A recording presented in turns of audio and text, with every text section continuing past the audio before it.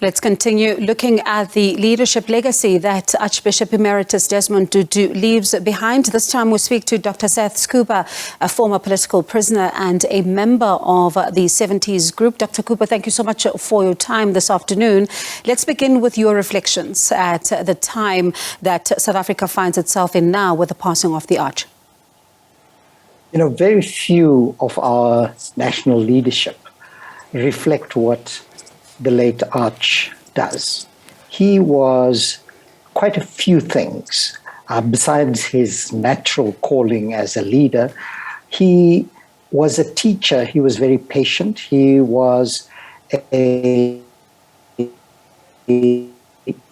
deeply spiritual person.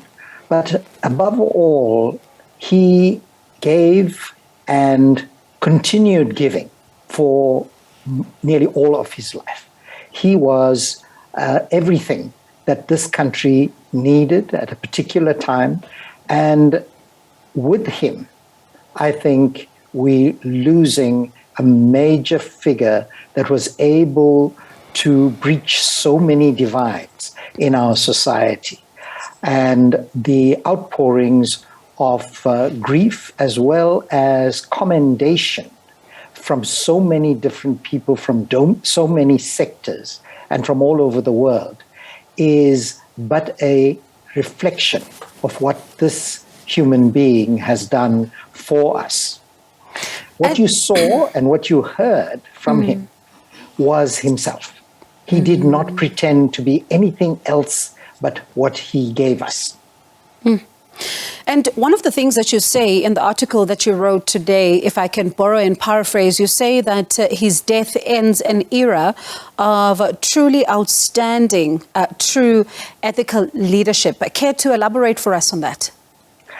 Well, you know, we have seen some of the greats in our country, and particularly during democracy.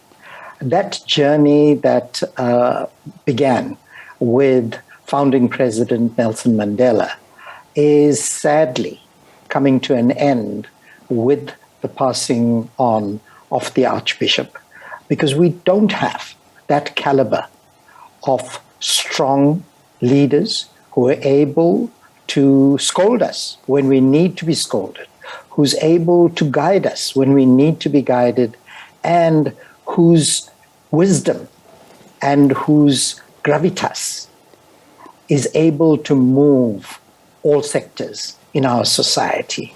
I think there are many other people, of course, who deserve mention, but not the kind of sterling leadership that we've seen from Archbishop Desmond Tutu, a Nobel laureate, somebody who has gotten numerous awards for his fight for social justice, not only in our country, but elsewhere in the world.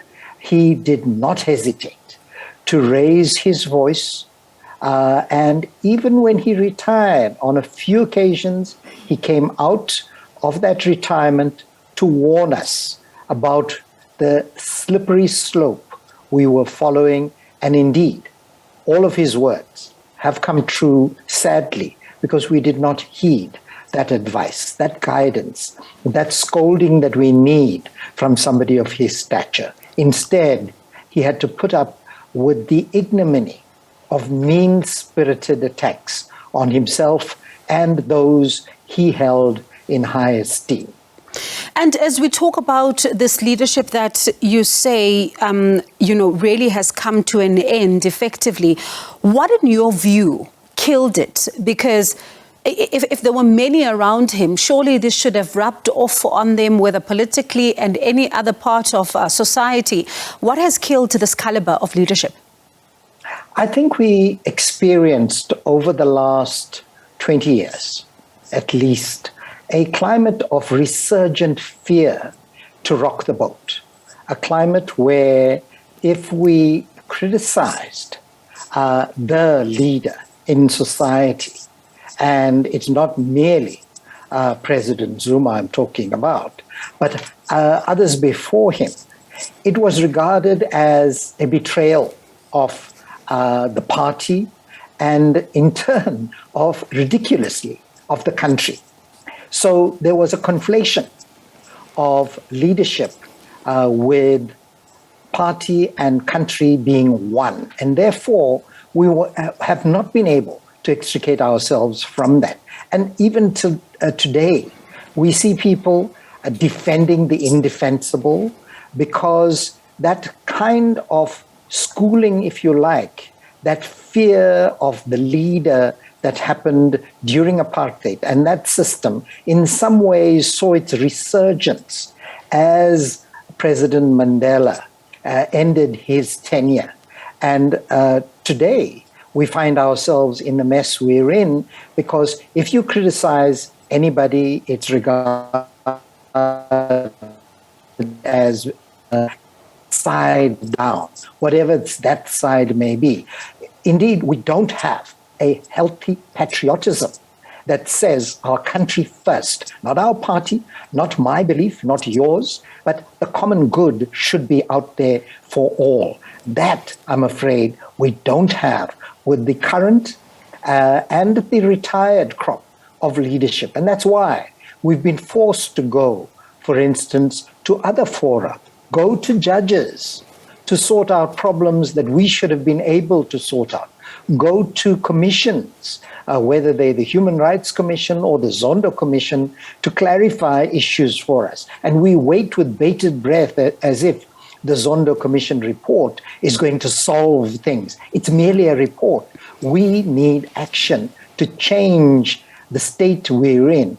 If we use COVID language, we in level 4 and of a failed state. The next step is a completely failed state. We just barely holding on. The economic, the social compacts have been broken in every place, and we saw that in July in stark fashion. We saw some threats earlier this month, and those will continue because we tend to put the person before ourselves. We tend to put inanimate objects like our partisan and other beliefs before the common good of what is in the country. And critical thought, the ability to bring people together, is so very far away. But I think those who followed him in the church and in other places are there.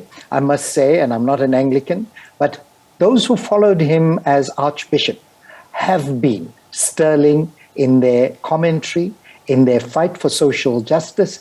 Wish that we had more like him in the different sectors of not only the church, but in other areas where people stand up and say, this is what I stand for, or this is my company's position. But I believe that we need to do more.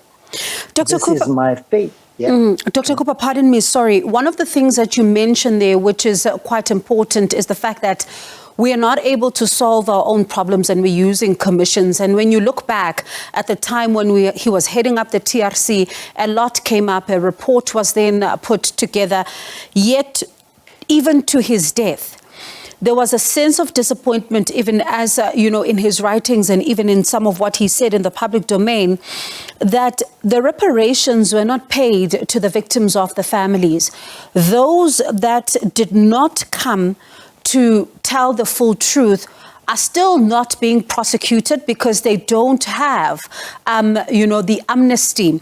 That will also continue to haunt us because we thought the TRC was going to sort that out, and it didn't. And now there's a number of people that are coming out to say that, in fact, he should be blamed for all of that.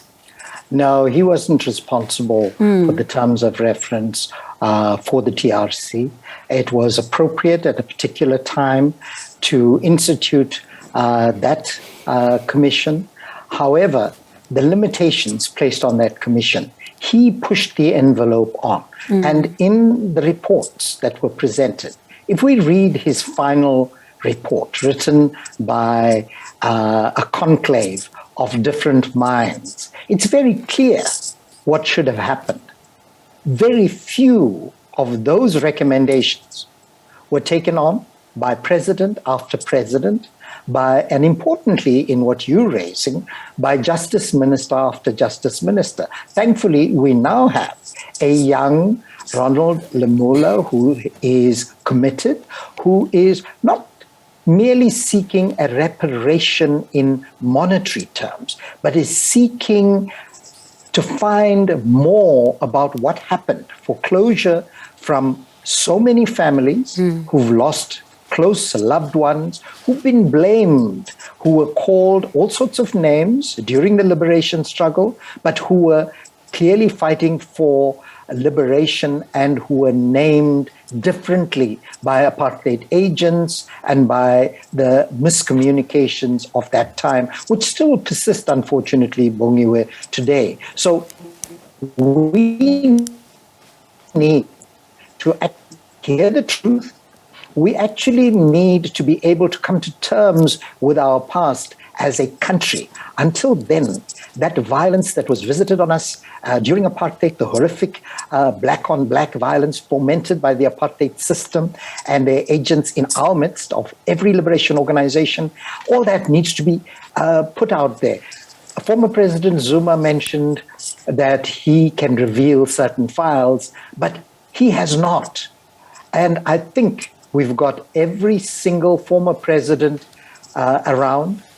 They can put their heads together. They can reveal those files. They can say more about what F.W. de Klerk said about an agreement, a private agreement that saw some people escape accountability post the TRC process and during that process as well. Now, Dr. Cooper, one of the things as we talk about the TRC, I'm sure you've seen it in the public domain. Some say that in that moment when he was asking Mama Winnie to apologize, he was vilifying her and all of that, and others saying, and others choosing to reduce his legacy to that particular one moment. I wonder, what were your thoughts when you saw that argument rising up in the public domain? Look, I know both persons very well. I actually have known the late Winnie Mandela from my early 20s, and I've known Bishop Tutu from the same period, actually. So these persons have played tremendous roles. Archbishop Tutu cannot be on the dock for calling me to account for what I did. If I did anything wrong, and if I do something wrong now, the courts of our justice should be able to call on me to account for that. To hide that, no matter who that person is doing a disservice to that person and to all of us as a nation struggling to be born, because those wounds will continue. Sides will continue to be taken, and we will not come to that truth on, about who did what. And that's why, again, we rush to courts where judges, very young judges, often have to make findings on matters that are political, that ought to be resolved. When did talking, even to the one you disagree with, stop? We should be doing more of that, and we should be doing it openly. We should not fear the consequences. If anybody needs to attack me for my positions, I can defend myself. Anybody else should be able to defend themselves. We don't need others to jump into the fray and cause more confusion in a nation that is already teetering, and during the pandemic, where instant experts emerge on all sorts of matters and cause further chaos and mayhem.